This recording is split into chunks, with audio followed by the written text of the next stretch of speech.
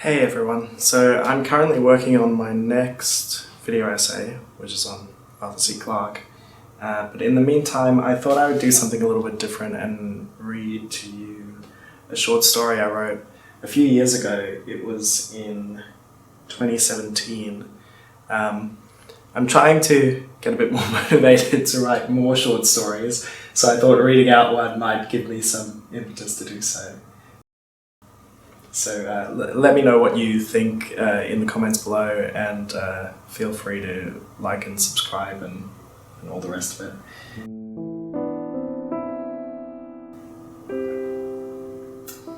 There's this thing when people say reach for the stars. Those same people, you'd never find them standing alone one night out in the far countryside with their arms outstretched to the nighttime sky. No, that would be weird. They talk about the reaching, but they wouldn't ever actually do it, because it's weird. Dad used to say it's a metaphor, but me, I'm done with metaphors. You see, I got so sick and tired of metaphors by the end of high school that I put not a single one of them in my end-of-year creative. That lost me a whole heap of marks, and my English teacher, Mr. Grayson, pulled me up in front of the class. "You're a smart kid," Mr. Grayson said. He used to say that to everyone. Even the really dumb kids that everyone knew were really dumb. But when he emphasized the smart, like that time with me, you knew he really didn't mean it at all. He meant you were the dumbest kid in the world. He was just too polite to say it. I got about a 50 on the creative, so I could tell for sure he was lying to me that time. Anyway, he told me I was a smart kid. He said that to me at 18, called me a kid. That got me annoyed. Then he said, "You need to appreciate the beauty of language. Picture yourself as a young tiger out on the plains, striking out in a pack of Shakespeare's and Dante's." Dante is this really old poet from the Renaissance, and yeah, he literally said that to me, like he was quoting a speech from Saving Private Ryan. He was using all kinds of metaphors on me, and I was scared that they'd get into my brain and I wouldn't be able to get them out again. I literally wanted to slap him in the face, and I mean that. Now, I'm not a violent guy, I hate violence. But Mr. Grayson was a real grey son of a bitch, and the way he smirked at me like he knew all the secrets of the universe drove me crazy. Anyway, what I'm getting at is that I disliked metaphors a great big deal. And so I could say something like, that particular summer I found perfection in the wild, or that I got in touch with myself, or that I found me, or any other kind of green light fairy tale Gatsby crap. But the truth of it is, and I'm not even joking here, I was literally hit in the head with the beauty of nature. And that's how my summer began. But first I have to tell you about a plan. See, after Mr. Grayson called me smart, my parents sent me to remedial English class. There were only 3 weeks left before my final exams and about 4 weeks left before summer. And my parents wanted me to become a doctor or a lawyer or a pencil pusher, so I had to work super hard and get super good marks super quickly or else. My parents did ask me which of the 3 I wanted to become, and I chose pencil pusher because it sounded more interesting than the other 2. But then I found out it meant government employee, and that government employees were all sad and restless and worked in the same job for about 40 years apiece. I tend to get sidetracked a lot, so I apologize, because you're probably old and grouchy and hearing this. Probably a government employee and I just insulted your career. Damn, that makes me feel like a complete jackass. You know that, right? It's just I read this book once called The Castle, and it said all government employees were sad and restless and lonely. So my parents sent me to remedial English class, and I met this girl called Mindy who was so swell it hurt my insides. "I want to see the whole wide world out there," Mindy would say, looking out the window like her eyes could travel. I mean like her eyes could see out windows. See, this is the problem with metaphors. They're bloody hard to avoid using all the time. It's why I should have got a good mark in my creative. It takes work to avoid using them. "I want to see the whole wide world," Mindy would say. Mindy was all doe-eyed beautiful. I want to never see a classroom again," I would say. Mindy would turn to me and smile. Our dreams aligned, and aligning dreams are like shooting stars dancing together in the... Oh, for God's sake. So I hatched this plan that Mindy and I would abandon our final examinations, I told her, "Oh, Mindy, I love you, darling. Let's run away from these awful exams and go to someplace nice. I can think of a great many places." "Oh, Tom, forever a yes," she would swoon and say. You get the picture. The plan was that we would leave in the middle of our final English exam, right in the middle of it when everyone was still writing.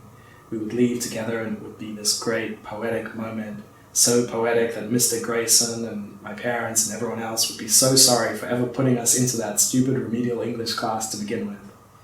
We would go down in history as le poet extraordinaire bursting across the sky anyways, I wrote to my parents telling them that I'd won this trip to Disneyland and that I'd have to leave immediately after my English exam and that they shouldn't worry too much about it.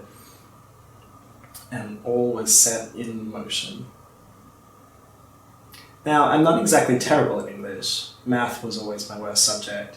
It's just that the metaphors get to me. It's just that you have to like the metaphors. There's not an option. I'd love an option. With an option, I might even get to like them, but no, not an option. So the first idea of my big plan was to acquire these speakers, these giant speakers I'd heard about. Mindy knew a guy all the way out in Homebush who worked at this giant electronics store and crossed as a bass player on the weekend. We called him up and he's like, "Yep, Sam here." "Sam, this is Mindy's good friend Tom," I told him. I regretted that instantly because it implied Mindy and I were just friends, but by then we'd already started sleeping together and I thought it might be awkward because Sam could take an interest in Mindy and then even over the phone I'd have to be backflipping and saying, "No, actually, Mindy and I are in this great relationship together and we're going to get married even and it's going to be great and you can get an invite if you like, Sam, it's just we haven't organised anything yet so we'll have to get back to you when we create the invitations and when we set the date and all that and yeah, thanks Sam, see you later, thanks for the call, bye." The problem is I actually said all of those things and then I hung up so we had to call him again. "Hello, Sam speaking. It's Tom again. What's the deal, Tom? I get you're with Mindy. Is that why you called?" No, I said. "We need a set of speakers." Sam was receptive and said he'd send us his own set, but he wasn't sure if they'd get to us in time. It was only about a week till the exam by then. That got Mindy and I all worked up, and Mindy wanted to drive all the way over to Sam's house and pick them up for herself, but I said, "No way, Mindy, no, it'll take too long, and we've got to study for the rest of our exams." And she said, "By God, you're right, Tom. You're so sensible. You're like my rock in shining armour." That got me all worked up, and I told Mindy not to use metaphors on me.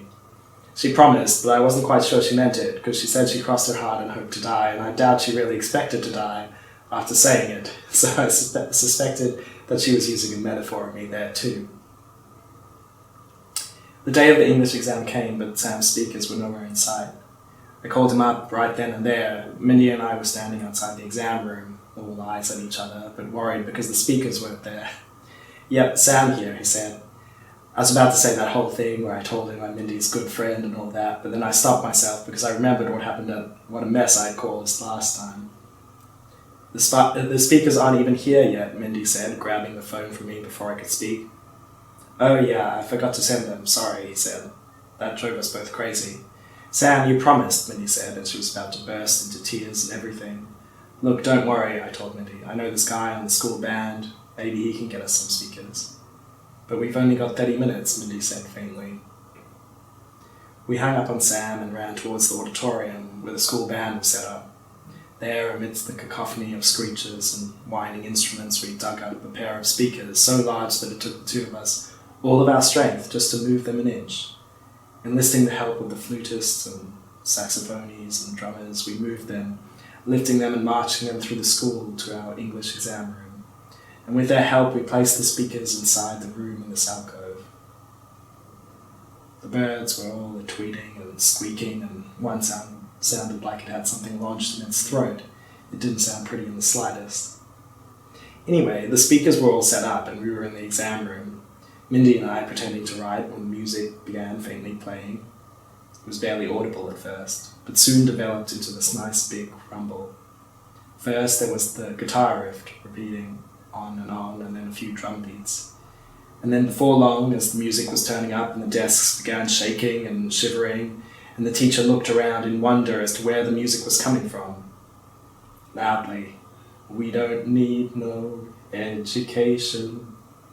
Mindy and I smiled at that. That was our cue. And with Pink Floyd playing loudly, rumbling so loud that no one could concentrate on anything, Mindy and I got up and left, never to be seen by grade 12 English remedial ever again. So now we get to the start of the summer, where nature literally slapped me in the face. You see, as I was leaving the exam room, some giant fern outside literally attacked me. Well, not literally. You know what I mean. I walked out and it was this giant thing and it slapped me in the face. I guess what I'm trying to get at is that I was embracing nature. I had to hug the fern just to get its leaves away from me. After the fern attacked me, Mindy and I decided to leave forever as we had planned. We brought along these suitcases and set out to the train station. There we got the 2:03 train to the country, and Mindy and I left into the sunset of a fading school day, never to return again. So I guess I should come clean about a few things. You're not going to like me a whole lot for this, but my dad always told me to tell the truth, and it's this thing with metaphors being a lie and all that. And I think I should tell the truth, even though you're not going to like it a bit. See, I know you'll prefer the lie. Everything I said above, you'll prefer that because it's a lie and people love lies so much. They're so much more exciting than the truth in any case. Anyways, I should fess up, so here it goes. I lied about Mindy. Yeah, she had doe eyes, but they were never pointed at me in English class. We never really talked much, truth be told. I always thought we should, but I guess I never got round to it. As it turns out, she ended up marrying some 6-foot guy and I never saw her again. She was always into older guys anyway. I stayed in remedial English class until that exam, and I went to the exam and I passed it and I did alright. I got like a 60 or something. My parents were thrilled. After that I became a pencil pusher, exactly like my parents always wanted. What is true is that I did read The Castle, but I read it at work. Sometimes I like to think about how sad and restless I am as a government employee, just like the people in the book. I guess this whole story was just like one big metaphor. Truth be told, I love metaphors. I lied about that bit too.